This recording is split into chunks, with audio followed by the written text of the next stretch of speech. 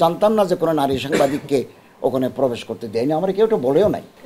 এর পিছনে একটা পলিটিক্যাল এলিমেন্ট কাজ করে। অভিনেত্রীকে কোনো শোরুম উদ্বোধন করতে যাবে। আপনারা সবসময় ধর্ম মন্ত্রণালয়ে এসেছেন, আমরা হজ নিয়ে, ওমরা নিয়ে, নানা ইস্যু নিয়ে, হজ প্যাকেজ নিয়ে ব্রিফ করেছি, স্বরাষ্ট্র উপদেষ্টার ওখানে তাবলিগ নিয়ে আমরা আপনাদের ব্রিফ করেছি।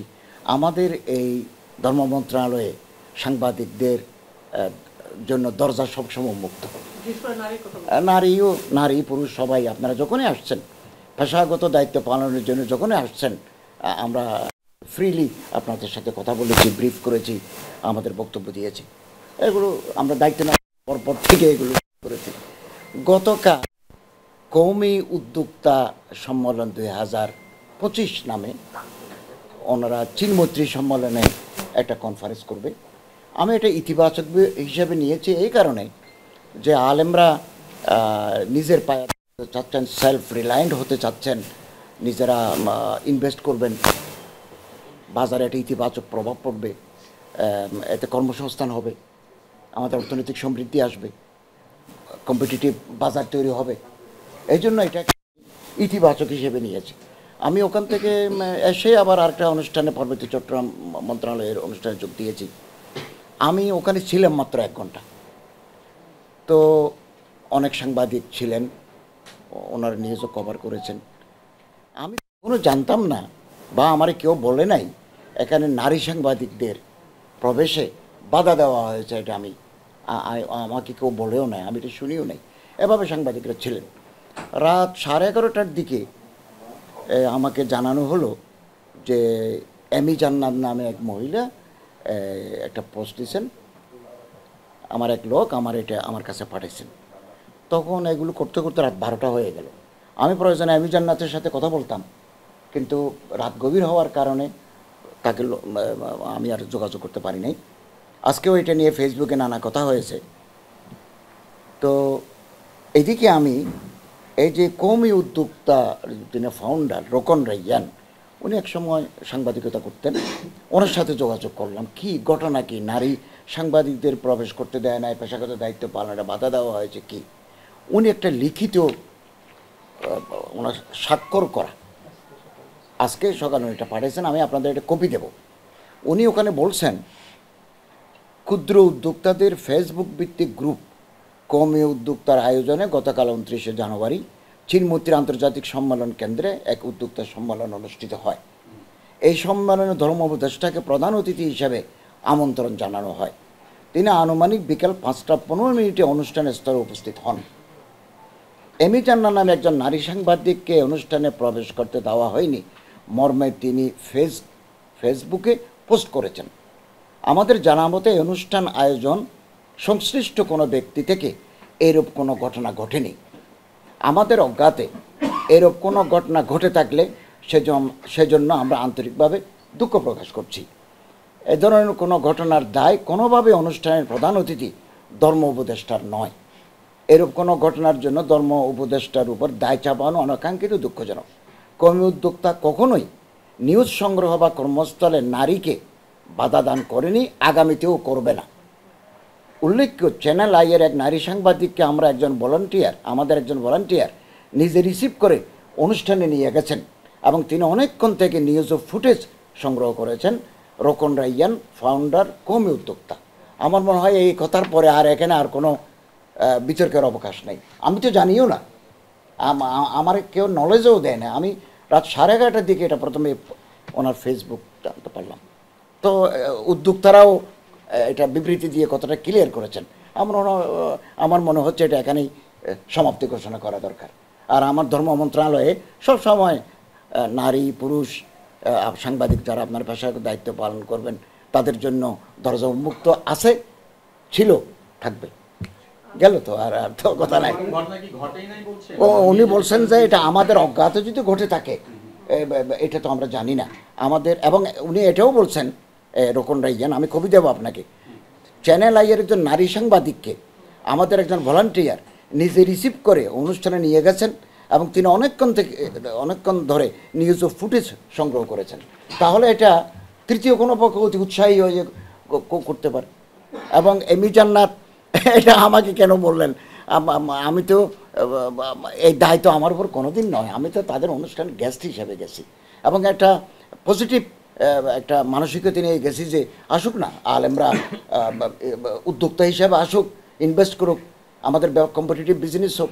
আমি ওখানে দেখলাম যে আবার ওই তারা আচার, এই বিভিন্ন ফলের আচার, রসুন, মধু, তারপর স্পাইসেস, মশলা, এগুলো প্যাকেট ট্যাকেট করে তারা ওই বাজারে ছাড়তেছে। আমি এটাকে মনে করছি যে আমাদের এখানে কর্মসংস্থান সৃষ্টি হবে, আর্থিক সচ্ছলতা আসবে, বাজারে একটা কম্পিটিটিভ বাজার হবে। এটা যদি বাইরে যায় তাহলে বৈদেশিক মুদ্রাও অর্জিত হবে। এটা তো ভালো উদ্যোগ। এই এই বড় মানসিকতাই আমি ওখানে গেছি। আমি এটা 11:30টার আগ পর্যন্ত জানতাম না যে কোনো নারী সাংবাদিককে ওখানে প্রবেশ করতে দেয়নি। আমার কেউ এটা বলেও নাই, কিন্তু অন্যান্য সাংবাদিকরা ছিলেন। রোকন রাহিনের কথা হয়তো বলা যাচ্ছে যে একজন নারী সাংবাদিক চ্যানেল আইয়ের ওনারা নিয়ে গেছেন। তাহলে অতি উৎসাহী কেউ এটা করলো কি না, এটা রোকন রাইয়ান তো এটা বলতেছেন যে আমাদের অজ্ঞাতে এটা হয়েছে।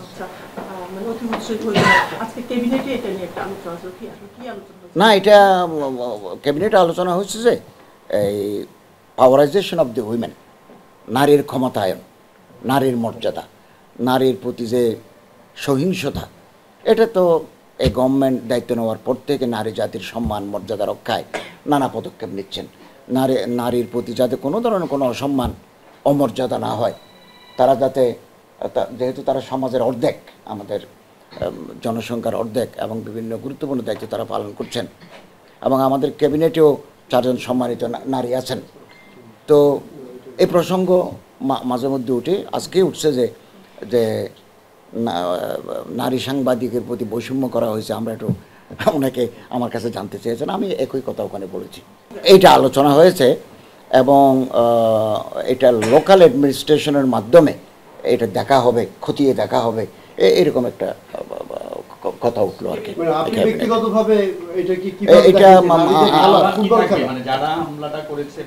এখানে একটা কথা হচ্ছে যে, না না শোনেন, একটা কথা হচ্ছে যে এই যে সমস্ত ঘটনাগুলো ঘটে, অনেক সময় এর পিছনে একটা পলিটিক্যাল এলিমেন্ট কাজ করে। আমি আপনাকে একটা ছবি দেখাবো। এই যে সাম্প্রতিককালে স্বতন্ত্র ইবতেদায়ী মাদ্রাসাকে জাতীয়করণ, এই জাতীয়করণের দাবিতে তারা অনেক দিন থেকে এটা আন্দোলন করছেন। আমি তাদের পক্ষে নয়া দিগন্ত, ইনকেলাব, প্রতিদিন, এই সমস্ত পত্রিকায় পোস্ট এডিটোরিয়াল লিখেছি, এগুলো আছে। তো ওখানে যে ব্যক্তিটা একবার আলটিমেটাম দিলেন, যা আর সময় দেওয়া যায় না, এবং বিগত গভর্নমেন্টের মাননীয় প্রধানমন্ত্রী আগের সরকারের 5,000 জনকে, 5,000 ইবতেদায়ী শিক্ষককে জাতীয়করণ করার একটা ঘোষণা দিয়েছিলেন। ঘোষণাটা বাস্তবায়িত হয়নি। এখন ওনারা আমাদের এই সরকারের আমলের দাবিটা জোরদার করলেন। যিনি টুপিটাবি মাথায় দিয়ে দাড়ি নিয়ে যিনি খুব বেশি জোরদার ভূমিকা রাখলেন, আমার কাছে একটা ছবি পাঠালো আমার এক আপন মানুষ। ইনি বিগত গভর্নমেন্টে, সরকারের আমলে ওই দলের প্রতীক ব্যবহার করে জাতীয় নির্বাচন করার জন্য পোস্টারিং করেছেন। তিনি সেই জামানায়, এই লোক এখন এখানে আসি, ইবতেদায়ী মাদ্রাসার নেতৃত্বে আসি, মানে আন্দোলনটাকে আরেক দিকে নিয়ে যাওয়া।